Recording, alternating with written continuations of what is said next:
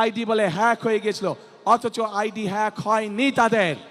কাজেই এরা নির্বাচনের আগে নিজেদের স্বার্থ সিদ্ধির জন্য মানুষের সামনে মিথ্যা কথা তুলে ধরছে, মিথ্যা কথা তারা বলছে।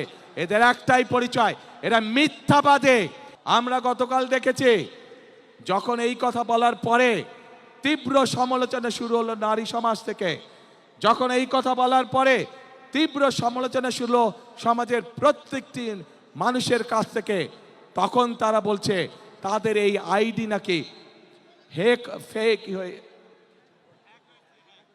আইডি হ্যাক হয়ে গিয়েছিল। প্রিয় ভাই বোনেরা, এই বিষয়ে যারা বিশেষজ্ঞ তারা পরিষ্কারভাবে বিভিন্নভাবে বলেছে যে আইডি এইভাবে হ্যাক হতে পারে না। একটি রাজনৈতিক দলের একজন সিনিয়র নেতা জনগণের সামনে নির্বাচনের আগে এইভাবে মিথ্যা কথা বলছে, দলটি পর্যন্ত মিথ্যা কথা বলছে তাদের আইডি বলে হ্যাক হয়ে গেছিল, অথচ আইডি হ্যাক হয়নি তাদের। কাজেই এরা নির্বাচনের আগে নিজেদের স্বার্থ সিদ্ধির জন্য মানুষের সামনে মিথ্যা কথা তুলে ধরছে, মিথ্যা কথা তারা বলছে। এদের একটাই পরিচয়, এরা মিথ্যাবাদী। এরা নিজেদের প্রয়োজনে নিজেদের স্বার্থেরা মিথ্যা কথা বলে। যারা মিথ্যা কথা বলে, হাজারো লক্ষ কোটি মানুষের সামনে যারা মিথ্যা কথা বলে, যারা বিশেষজ্ঞদের মুখের উপরে মিথ্যা কথা বলে, এরা আর যাই হোক এরা দেশ দরদি হতে পারে না। এরা আর যাই হোক এরা কখনো মানুষের দরদি হতে পারে না। এরা আর যাই হোক এরা কখনো জনদরদি হতে পারে না।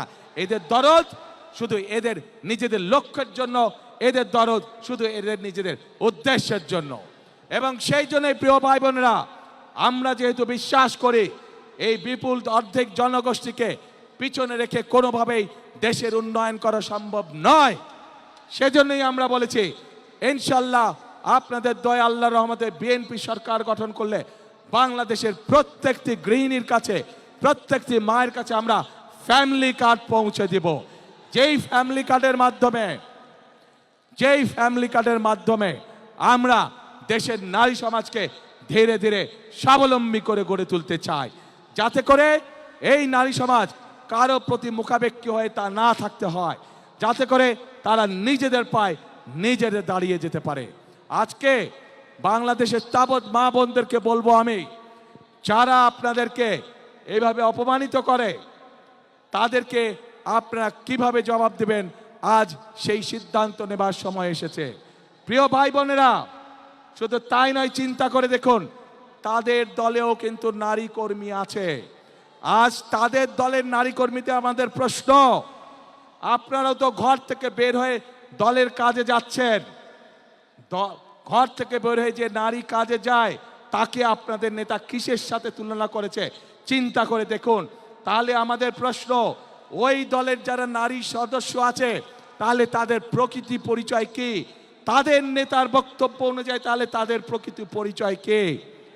যেই দলের নেতা নিজের দলের নারী কর্মীদেরকে এইভাবে অপদস্থ অপমানিত করতে পারে, সেই দলের নেতা যদি সুযোগ পায় তাহলে বাংলাদেশের সাধারণ নারীদেরকে, সাধারণ মা বোনদেরকে তারা কিভাবে অপদস্থ অপমানিত করবে, যার অবশ্য উদাহরণ আমরা 1971 সালেই দেখেছিলাম।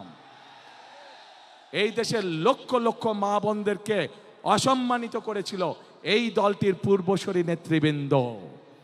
কাজেই যাদের কাছে মানুষের কোনো মূল্যায়ন নেই, যাদের কাছে মানুষের কোনো আত্মসম্মান বোধ নেই, তাদের কাছে কখনো দেশ নিরাপদ হতে পারে না, তাদের কাছে কখনো দেশের মানুষ নিরাপদ হতে পারে না।